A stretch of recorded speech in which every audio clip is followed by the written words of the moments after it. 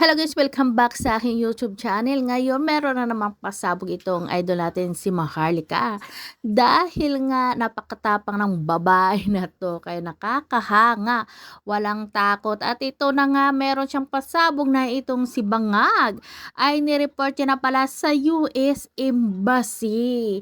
Kaya ngayon ay meron na siyang kakampi at talaga naman hindi pa patinag itong si Maharlika. Kaya narito guys, panoorin natin.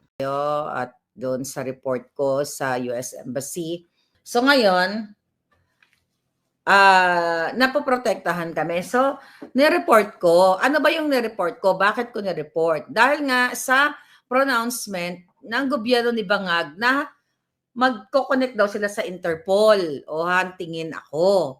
So, ginawa ko, nireport ko sila mga kababayan. Paano ko nireport? So, una, pumunta ako doon, actually tatlong tao yung nakausap ko, first interview, second interview.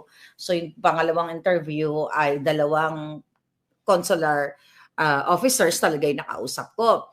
So tinanong ako kung anong problema, bakit ganito, bakit ganyan, bakit ako nasa daig?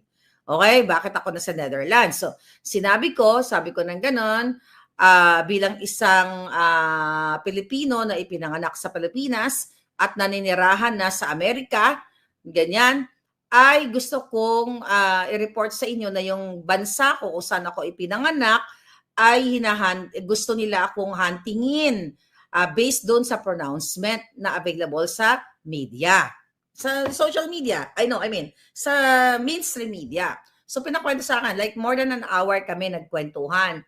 So pinakwento sa akin ano nangyari. So nagbigay ako ng background ng konti ng background. Sinabi ko nga na dati ko sinuportahan yung Bangag na administration. Then naging kritiko ako. Tapos gumawa sila ng mga fabricated address, fabricated crime against me, enable for the Bangag government na makapag-file sila ng kaso dyan sa Pilipinas para makapag-issue sila ng warrant of arrest. Yan po ang ginawa sa akin ng Bangag. So una, sabi ko, ako ay taga-suporta nila. Then, nung ako ay nag-critic na nila, ginawa nila ng paraan na mag-fabricate ng address para, yun palang kasinungalingan na yun eh. So yun ang mga sinabi ko.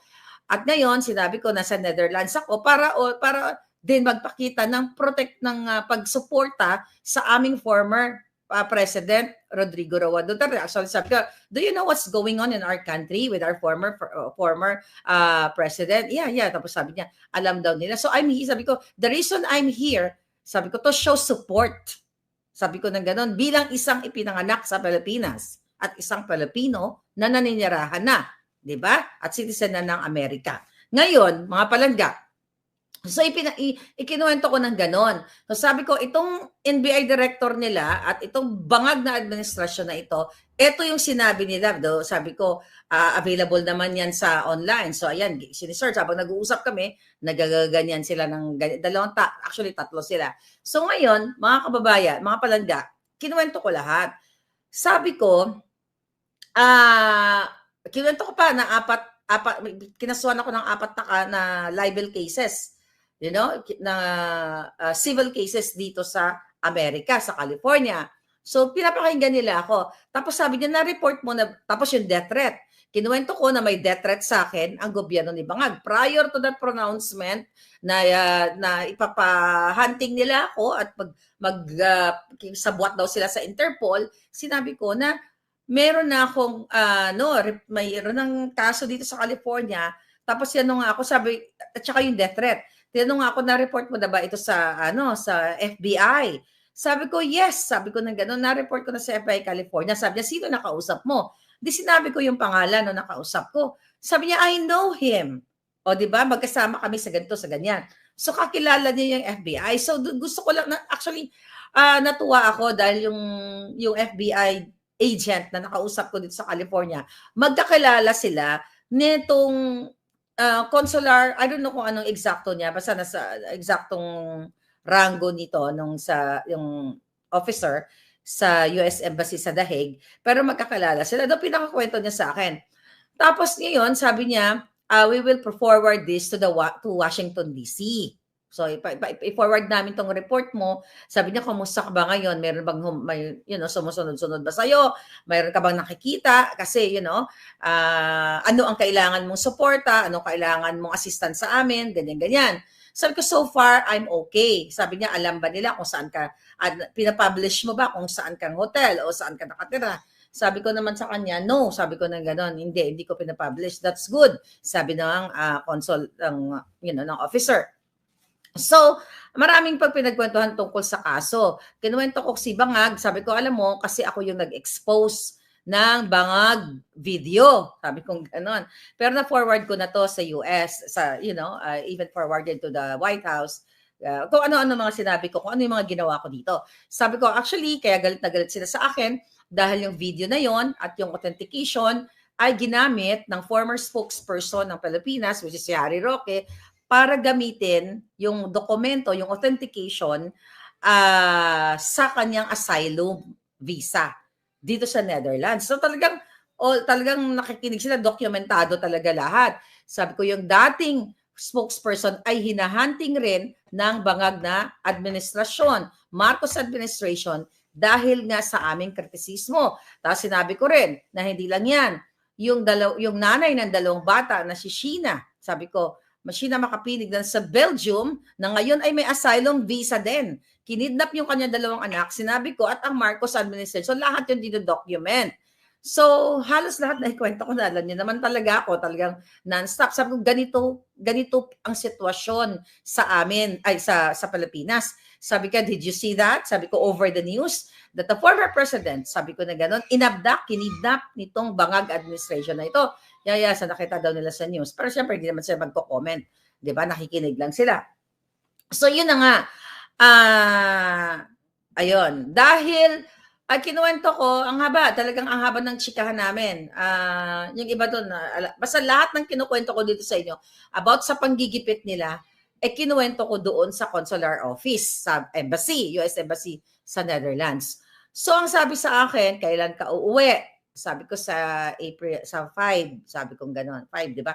Sabi ko sa 5, uuwi na ako. Sabi niya, anong assistance mo? Ang assistance na gusto mo?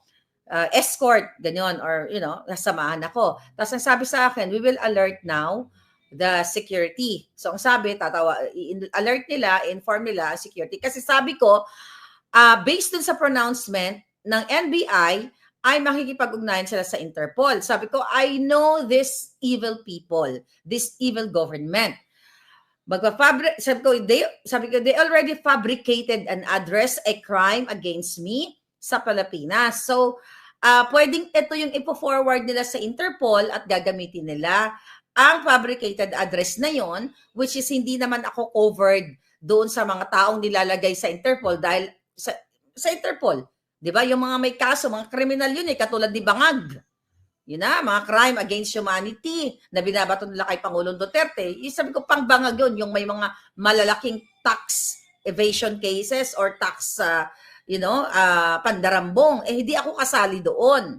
Which is hindi talaga kasama sa Interpol yun na mga kaso. Kaya lang, para ma-record ko sila, para magamit ko yung mga documentation na yon sa mga cases.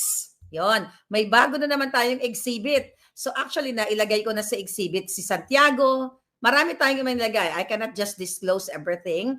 So sige pa, gumawa pa kayo ng katarantaduhan. Pero gusto ko lang sabihin sa'yo, NBI Director, ikaw nagunggong ka, kasama ka na sa exhibit ng kaso ko. Alright? So nakalagay na, ano na yung pangalan mo doon. Gumawa ng katarantaduhan at idadagdag natin yan sa mga exhibit natin sa ating kaso, mga kinakaso nila against me, mga kababayan, mga ebidensya. Pabor yan sa akin. Kaya galingan nyo pa. Galingan nyo pa yung pangtatakot ninyo dahil hindi nyo naman ako masisindak. Labanan, sindakan, hindi ko kayo uurungan. Kung labanan ng utak, definitely hindi kayo mananalo dahil mga utak ninyo, durog na, lalo na si Bangag, durog na ng pulburon. So, ang pinakadahilan talaga, alam ko na walang saklaw ang Interpol sa akin dahil hindi po ako gumurgor ng tao katulad ng Bangag administration. Hindi rin ako nagnakaw ng limpak-limpak na salapi. Ang ginawa ko lang ay expose ang mga kadyutahan, ang mga panggagago nila sa bayan. So definitely hindi yan covered ng Interpol. So the reason why nilagay ko sila doon sa embahada ng Netherlands para magamit ko ang documentation na yon sa mga future cases. Okay? Na ibabato, na ano nila at yung mga ongoing cases. So good luck sa inyo. Akala nila masisindak-sindak ako ng mga putang inang ito. Magbabayad kayong lahat sa inyong mga kababuyan, sa mga Duterte at sa bansang Pilipinas at sa mga Pilipino. So yun po yun. So in alert, according sa ating sa US Embassy, makikipag-ugnayan sila sa polisiya sa mga police o mga security doon sa airport ng Amsterdam. So yun yung ginawa nila. Then yung escort nga. But I'm not gonna disclose that escort thing because it's secret. Okay? May mga, hindi ko pwedeng i-disclose ang mga eksena. Pero yun na nga, eto, safe and sound ako dito. At I'm not sure kung pwede kong ipakita yung mga documentation sa airport, pero I don't think na yung mga part na yon about escort, well, sabi ko, wag ko expose. So definitely hindi ko pwedeng sabihin yung mga eksenang ganon. Pero mga short video lang, siguro yung mga bonggang-bonggang video doon sa airport. So yun po yun. So ni-report natin ang Bangag Administration sa kanilang pananakot, panggigipit sa akin, sa inyong lahat sa Pilipinas. At ngayon, talagang ang winning, ang pinaka-happy moment sa akin nung sinabi ng officer doon sa embassy, sabi niya, we will forward this to DC, to Washington DC. Sabi ko, panibago na naman forwarding yan. Panibago na naman mga documentation yan. Di kabog na sa banga. So yun po yun. Okay? At dun sa last 2 days ko, by the way, mga palangga, ay medyo naging busy din ako. Mga busy-busy